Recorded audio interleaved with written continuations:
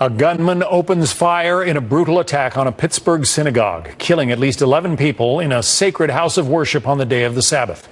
Good evening, I'm John Scott. This is a special edition of the Fox Report.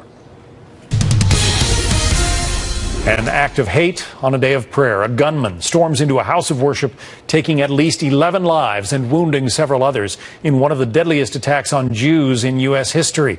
The wounded suspect is in custody tonight after trading gunfire with police who rushed to the scene. This is the most horrific crime scene I've seen in 22 years with the Federal Bureau of Investigation. Members of the Tree of Life Synagogue, conducting a peaceful service in their place of worship, were brutally murdered by a gunman targeting them simply because of their faith. Garrett Tenney is live outside the synagogue for us right now. Describe the scene there, Garrett.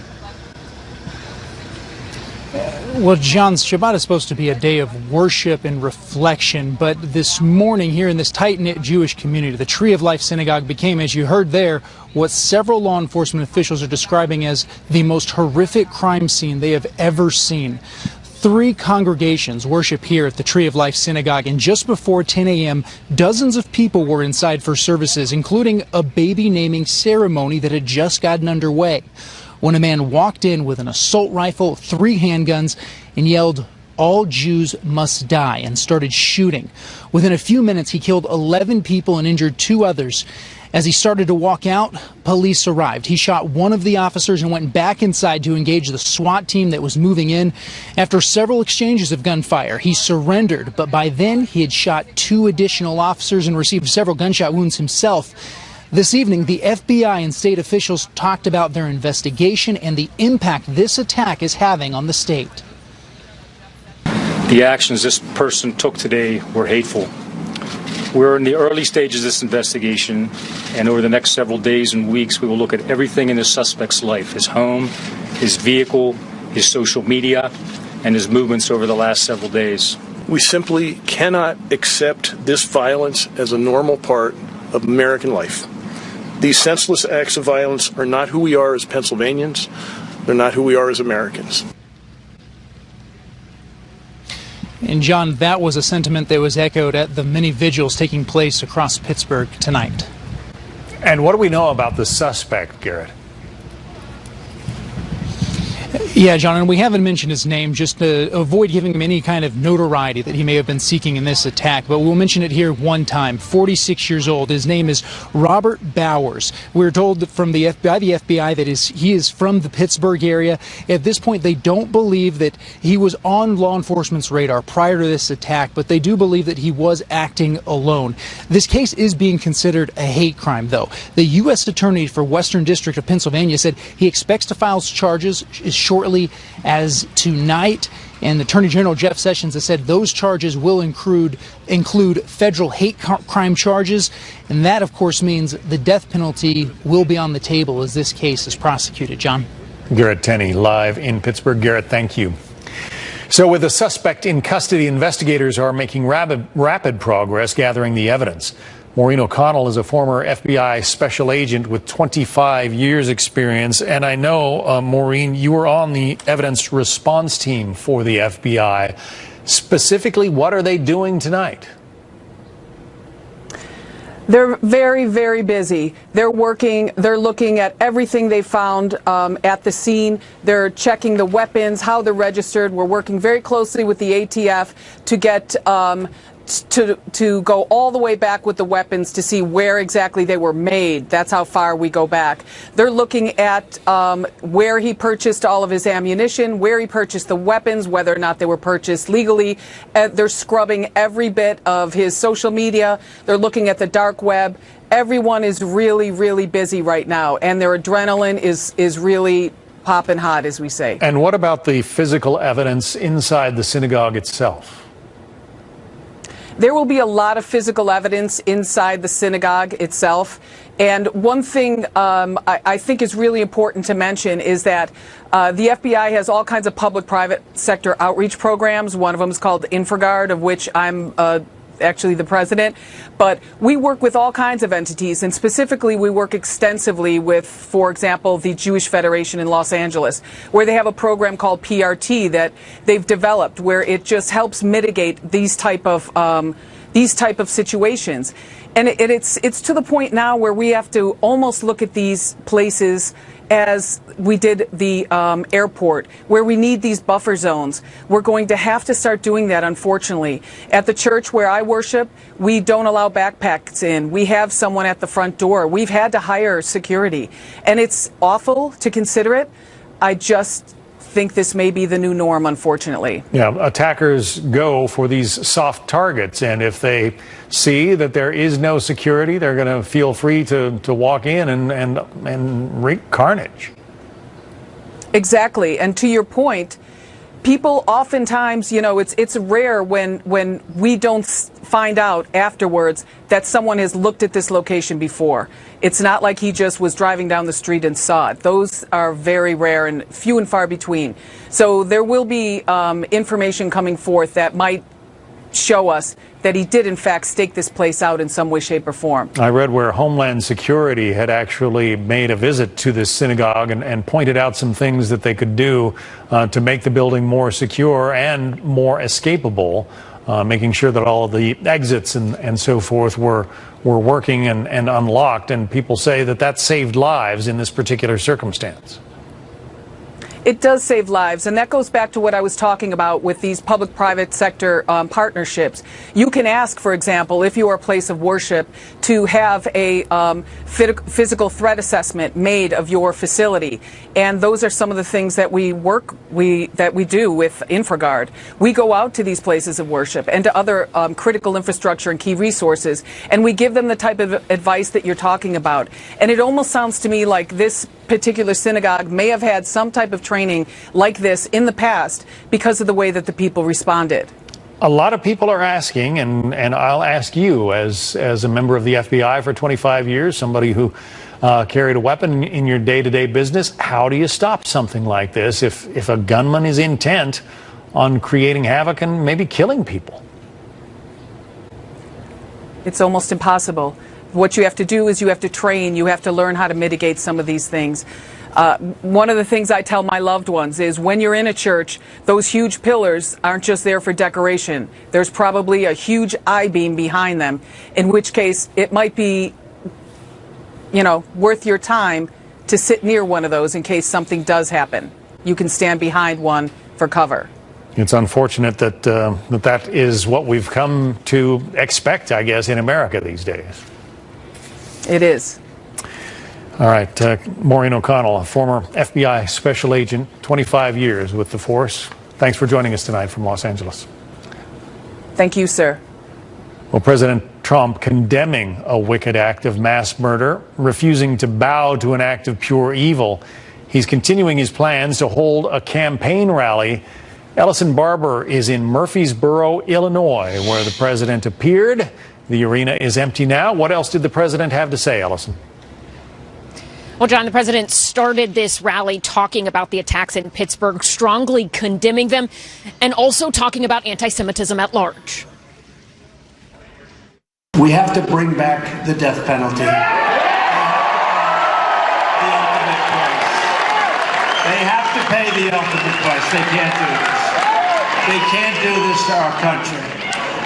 We must draw a line in the sand and say very strongly, never again.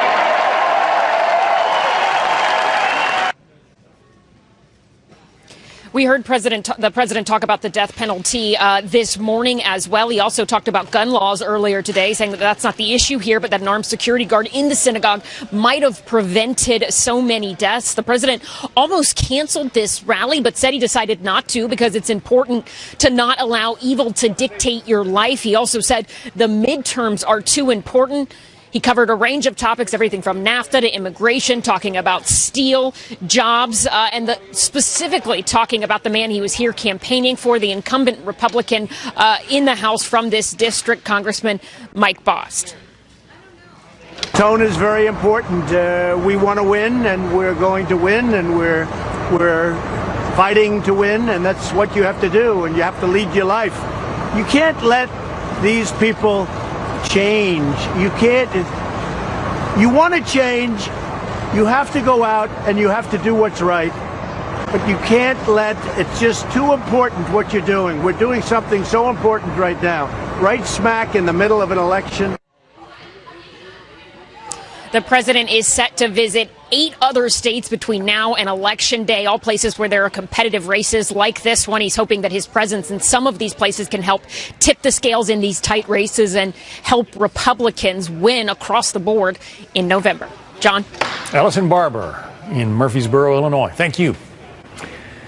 We are learning more about the Florida man who's accused of sending more than a dozen pipe bomb packages to prominent Democrats, including former President Obama and former Secretary of State Hillary Clinton. A single fingerprint leading investigators to arrest 56-year-old Cesar Sayoc. Phil Keating, live in Miami with the latest on that case. What is next for him, Phil?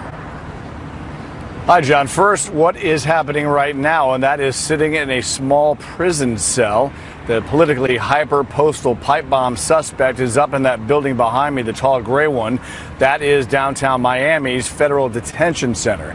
What is next is 56-year-old Cesar Sayoc will likely remain behind bars for a very long time. Doubtful he can even make bail, that is, if bail is even offered at his future bond hearing.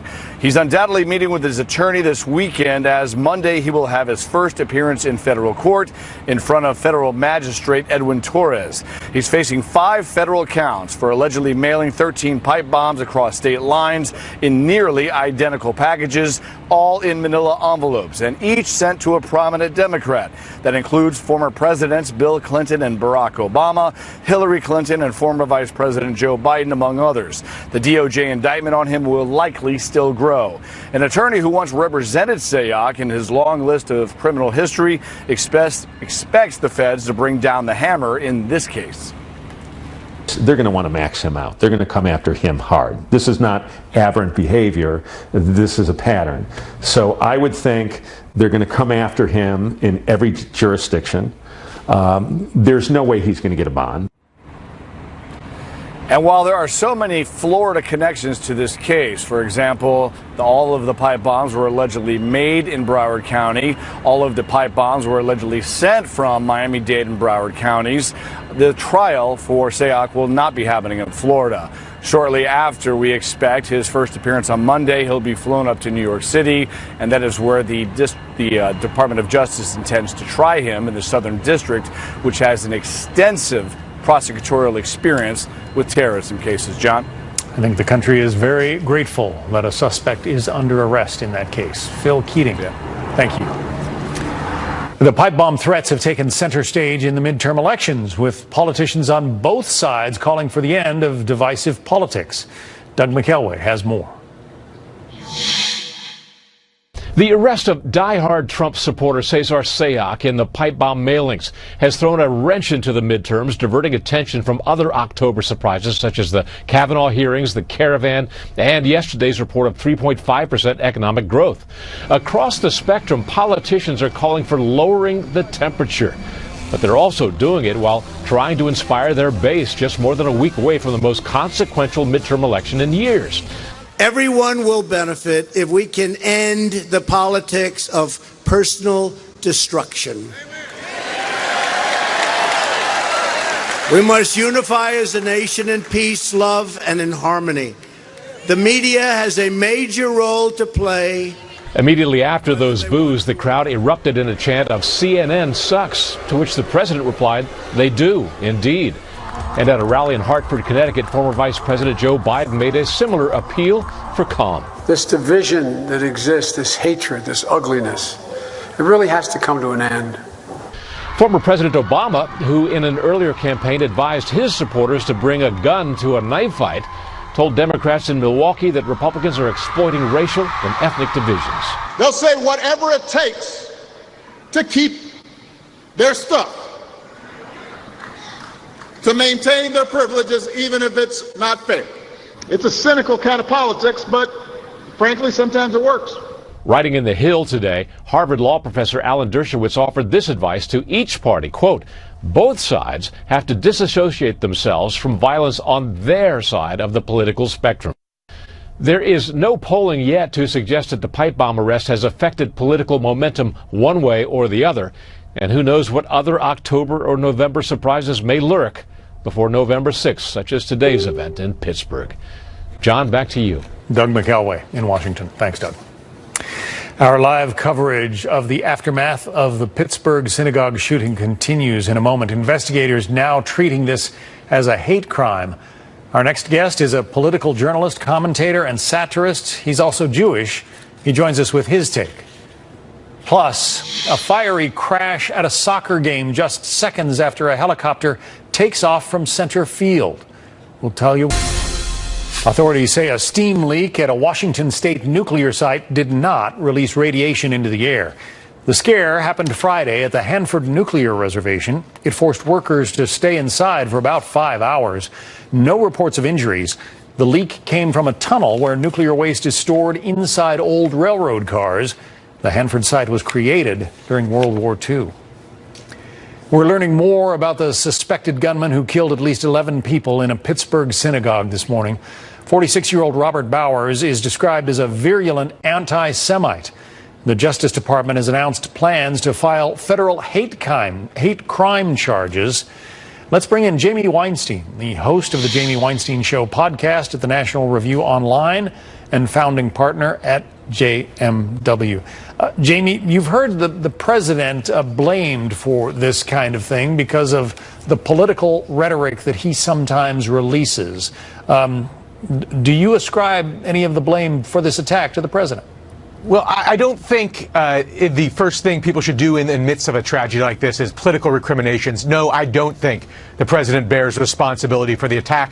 The anti-Semite attacker actually was anti-Trump. He thought he was part of this global anti-Semitic conspiracy or conspiracy of Jews.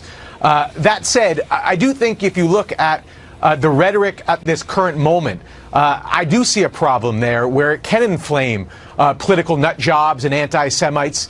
And the president doesn't bear sole responsibility for that, but he is the president. He bears significant responsibility with kind of the toxic language he uses in this environment. And as president, he has a unique responsibility to bring this country together.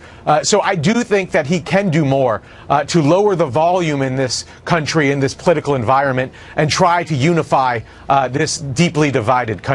And there has been plenty of the divisiveness coming from both sides. There's no question divisiveness from both sides. But again, he is president of the United States and holds unique responsibility here. And I would give him a piece of advice. What if he did, he's doing a lot of campaign rallies over the next week or so, leading up to the midterms. What if two of them, one was a religious unity rally where he locked hands with the Jewish community and said, if you're an enemy of the Jewish people, you're an enemy of me and my movement. And maybe a political unity rally where he brought together all those people who got those attempted bombs, George Soros and Barack Obama and Hillary Clinton, and they talked about American values. And while they disagree, they stand here united for a lot of the values that this country was founded on. I think that would go a long way to lowering the volume in this country. I'm not sure he's necessarily capable of it. He's a fighter, and he's not necessarily someone who's naturally drawn to kind of unifying language. But I think it would be awfully important and awfully historic.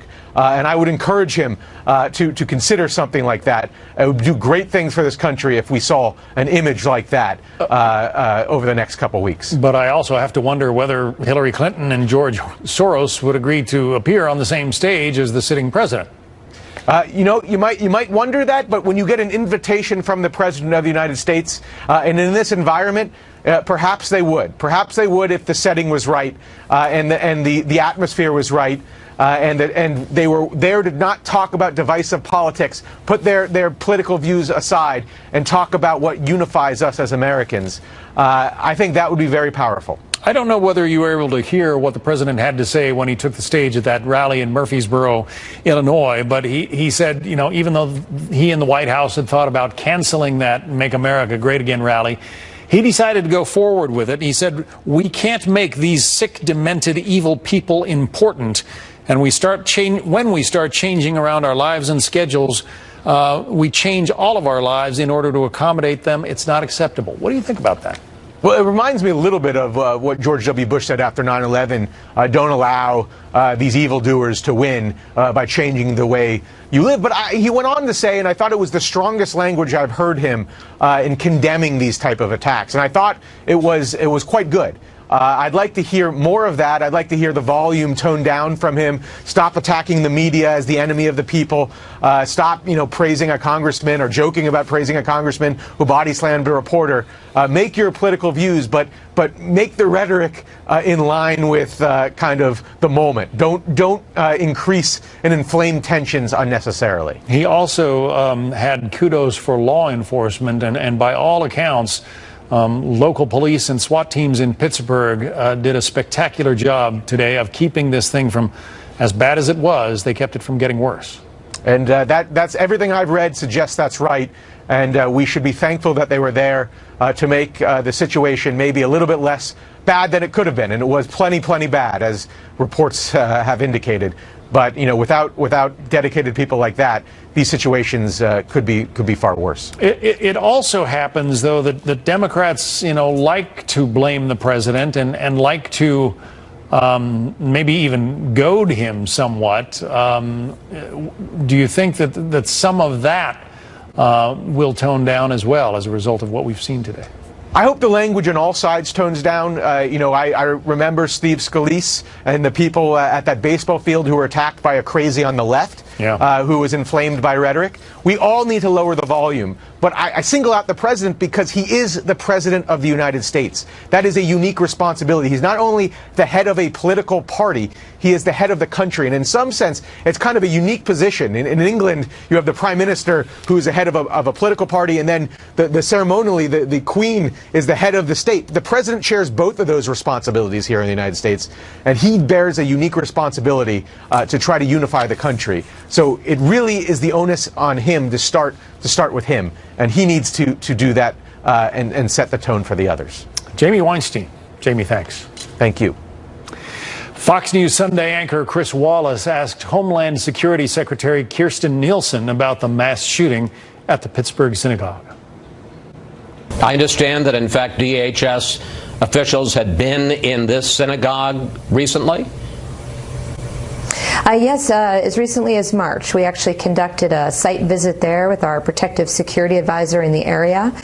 This is something we often do. We feel that the best way to help communities support their efforts in terms of protection is to be there on the ground, to listen to them, to understand their needs.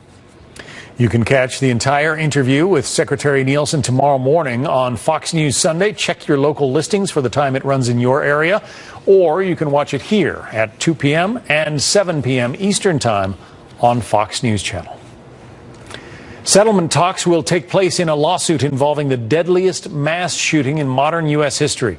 MGM Resorts International is being sued by plaintiffs in 7 states accused of negligence leading up to the Las Vegas Strip shooting that killed 58 people and injured hundreds more. The company owns the Mandalay Bay Hotel, where police say Stephen Paddock opened fire on concertgoers on October 1st of last year. A fiery helicopter crash caught on camera. Take a look at this video. The chopper belongs to the owner of a UK soccer team. It went down seconds after attempting to take off from the stadium on Saturday, crashing on top of a parked car and erupting into a huge ball of fire. It's not known at this time if there were any casualties. Police are still investigating. Israel says it struck more than 80 targets today in the Gaza Strip. The fighting comes in response to heavy rocket fire that Israel accuses Iran of orchestrating. Trey Yingst has more from Jerusalem. John, tensions are rising in the Middle East after volleys of rockets were fired from the Gaza Strip towards Israel last night as the Israelis responded, bombing 95 targets. Sirens sounding late Friday in the Israeli city of Sderot, followed by explosions as the country's missile defense system, the Iron Dome, intercepted missiles fired from the radical Islamic organization Islamic Jihad. The more than 35 rockets continued throughout the night as Israel conducted a series of airstrikes on weapons manufacturing facilities for Islamic Jihad rockets and also a Hamas security services building. Although Hamas did not claim responsibility for the rocket attacks, Israel has maintained that since the group controls the Gaza Strip, they are responsible for violent actions that originate from the 25-mile strip of land. The conflict comes as violent border protests continued Friday for the 31st week in a row, leaving 6 Palestinians dead. Egyptian negotiators so far have failed to reach a settlement agreement between Israel and Hamas, but have reportedly negotiated a ceasefire between Israel and the Islamic Jihad organization for the latest round of rocket fire. Now, according to the IDF, the rocket fire that began Friday night was directed by the Iranian regime, further complicating an already fragile situation between Israel and Iran. John? Trey Yingst. Trey, thank you. A Jewish congregation in Pittsburgh holding a vigil to mourn the loss of 11 members gunned down in an act of mass murder this morning. We're live with the latest next. Plus, that caravan of migrants from Honduras slowly making its way toward the United States, why they rejected asylum applications in Mexico, and how the U.S. will respond to this flood of refugees flocking toward our southern border.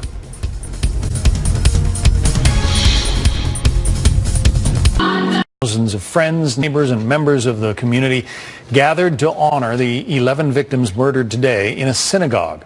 Matt Finn is live in Pittsburgh. Matt? John, we're just a few blocks from that synagogue, and as you can imagine, the scene right now is just heavy and raw. For hours now, people have been standing out in the cold rain, singing songs and leading prayers. These people say they're coming together tonight to counter fear, to tell the people of this neighborhood that they don't have to live their lives afraid. These organizers say they couldn't wait until tomorrow. They couldn't wait another day. They had to be out here right now. And this is the center of the Squirrel Hill neighborhood. It's basically the Main Street intersection where there's restaurants and shops. And earlier tonight, just a stunning scene as thousands of people gathered for a vigil. First, they stood in the main street and near silence. And then they led a vigil with prayers and music. And we talked to some people that say, despite this good energy right now, this neighborhood will never be the same because they fear it will now go on the list of shooting sites and terrorism sites like Parkland and Columbine. Here are some people from the Squirrel Hill neighborhood.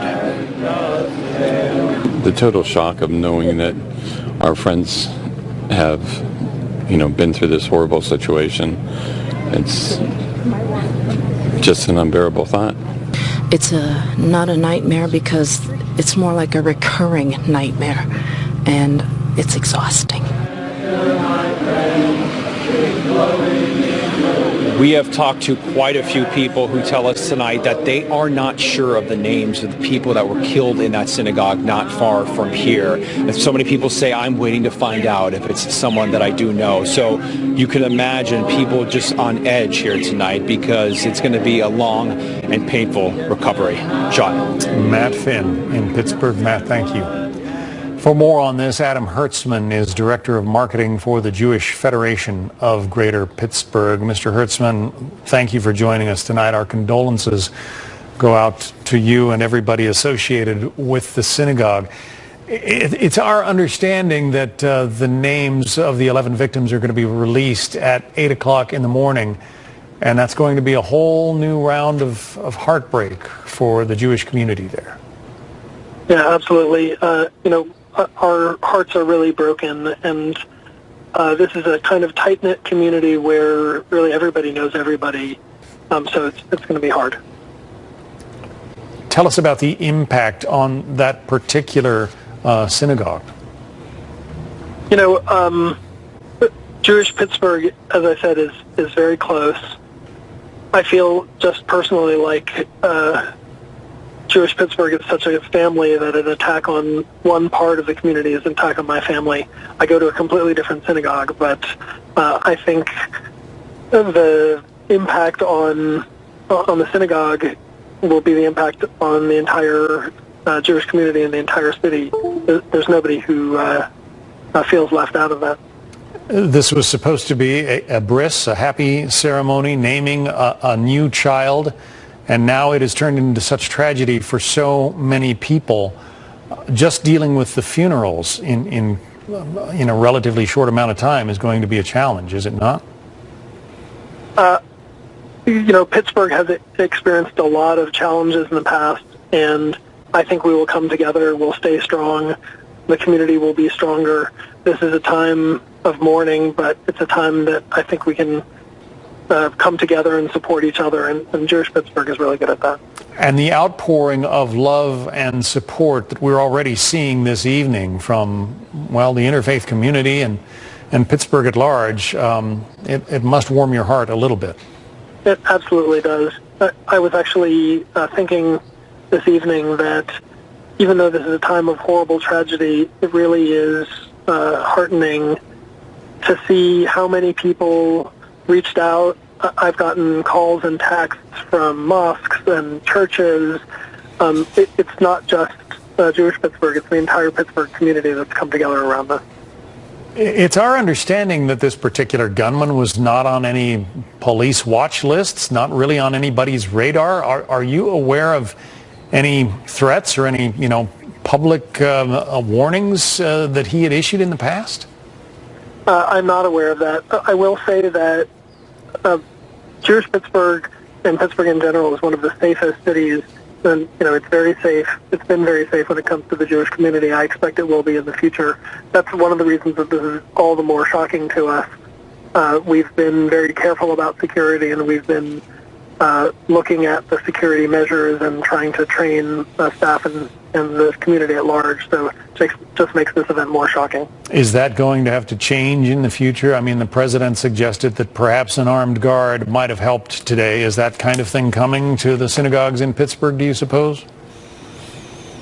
We already actually have a police presence at some larger community events, including the Jewish high holidays. And I think we have to look at balancing realistically having these buildings be welcoming to the community and security. There's always cost considerations as well. And of course we'll be looking at security measures in the wake of this tragedy. But I think we can safely say that Jewish Pittsburgh is a safe place to live, and I think that the community will recognize that in coming together, not letting this one tragedy and this one act of terror make us live in fear. Yeah, I was going to say, you cannot let the hater and the hatred win. So absolutely. Starting tomorrow morning, how do you go about healing? Really, the first thing that we need to do is to mourn the passing and to come together to help those people who were injured and to help the families and friends of the people who passed away. Once we've done that, we'll really take stock and figure out what the next steps are. We are all Americans, and we are all hurting tonight. Our condolences to you, Adam Hertzman, with the Jewish Federation of Greater Pittsburgh. Thank you, sir. Thank you. The reward for information leading to the whereabouts of a missing Wisconsin girl is doubling to $50,000. 13-year-old Jamie Kloss has been missing since October 15th. Her parents were found shot dead in their home in Barron, Wisconsin. Investigators believe Jamie was abducted. Thousands of migrants from Central America pushing deeper into Mexico as they approach our southern border. What the Trump administration is doing to crack down further on illegal immigration. And will it work? Plus, early voters in Texas raising major concerns about their ballots. Why they are saying the voting machines are malfunctioning and what authorities say is the reason behind the glitch. Details next. Jamal Khashoggi in Turkey. The foreign minister saying the men arrested would be prosecuted on Saudi soil. Khashoggi, a Virginia resident and writer for the Washington Post, was a sometime critic of Saudi Arabia's current rulers. The Saudis now admit he was killed earlier this month by a team of Saudi agents in their consulate in Istanbul, but claim it was a fight that got out of hand. Secretary of Defense James Mattis approving a Department of Homeland Security request to deploy at least 800 troops to the U.S. southern border. They are expected to support the roughly 2,000 National Guard troops already there. This as a migrant caravan heading for the U.S. rejects a proposal from Mexico to apply for refugee status in that country. John, the migrants continue to march north. We are in San Pedro Tepanetepec. You can see the town square taken over. This is where the majority of the migrants have ended up. In fact, let us show you around here up this where you see they're tired. They've had a long march. They're more than 200 miles north of the Guatemala-Mexico border, and they're camping out here for the night. Some aid organizations giving water, food, clothing as they can. But the day began with a standoff with the Mexican police. Now, where we are in San Pedro Tepanetepec is in the Oaxaca state, and that's where they wanted to get to. But when they were in Chiapas, the more southern state, there was disagreement between the two states, and they wanted these migrants to listen to President Peña Nieto's offer of temporary work, some health care, perhaps some immigration status, but the migrants chose not to do that, so they clearly got through the police standoff and are in this area. Now, where they will head next is to a further city, Juchitán in Oaxaca, by tomorrow, but ultimately they want to get by next Friday to Mexico City. Puebla Sin Fronteras, the group leading this, is wanting to make a political statement in Mexico City with not just President Peña Nieto, but also with the incoming President Obrador, because they believe they have a right to continue their march for asylum to the United States. But as you can see, it's very treacherous. They've been at this since October 13th, but their will not seemingly to be broken. When we ask them here, many of them from Honduras, Guatemala, El Salvador, when we hear that the president says they're not going to be allowed to cross, they said they hope the president has mercy. They're going to continue. In San Pedro Tepanetepec, I'm Griff Jenkins, Fox News. John, back to you. Thank you. A ballot proposal that could have major ramifications not only for American farmers, but for shoppers trying to save money at the grocery store. Details on that straight ahead. Jamal Khashoggi in Turkey. The foreign minister saying the men arrested would be prosecuted on Saudi soil. Khashoggi, a Virginia resident and writer for the Washington Post, was a sometime critic of Saudi Arabia's current rulers. The Saudis now admit he was killed earlier this month by a team of Saudi agents in their consulate in Istanbul, but claim it was a fight that got out of hand. Secretary of Defense James Mattis approving a Department of Homeland Security request to deploy at least 800 troops to the U.S. southern border. They are expected to support the roughly 2,000 National Guard troops already there. This as a migrant caravan heading for the U.S. rejects a proposal from Mexico to apply for refugee status in that country.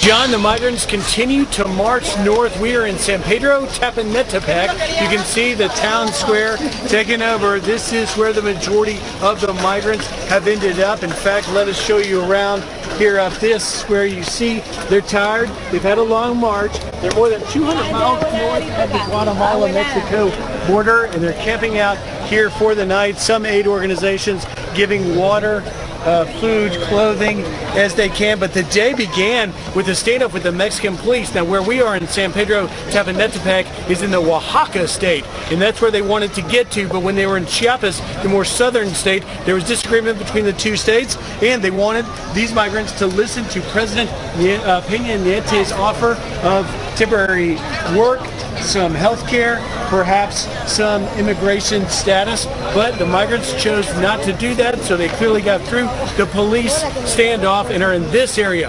Now, where they will head next is to a further city, Juchitán in Oaxaca, by tomorrow, but ultimately they want to get by next Friday to Mexico City. Puebla Sin Fronteras, the group leading this, is wanting to make a political statement in Mexico City with not just President Peña Nieto, but also with the incoming President Obrador, because they believe they have a right to continue their march for asylum to the United States. But as you can see, it's very treacherous. They've been at this since October 13th, but their will not seemingly to be broken. When we ask them here, many of them from Honduras, Guatemala, El Salvador, when we hear that the president says they're not going to be allowed to cross, they said they hope the president has mercy. They're going to continue.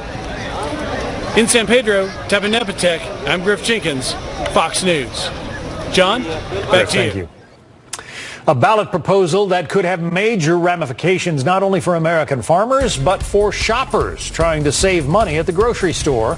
Details on that straight ahead. Jamal Khashoggi in Turkey. The foreign minister saying the men arrested would be prosecuted on Saudi soil. Khashoggi, a Virginia resident and writer for the Washington Post, was a sometime critic of Saudi Arabia's current rulers. The Saudis now admit he was killed earlier this month by a team of Saudi agents in their consulate in Istanbul, but claim it was a fight that got out of hand.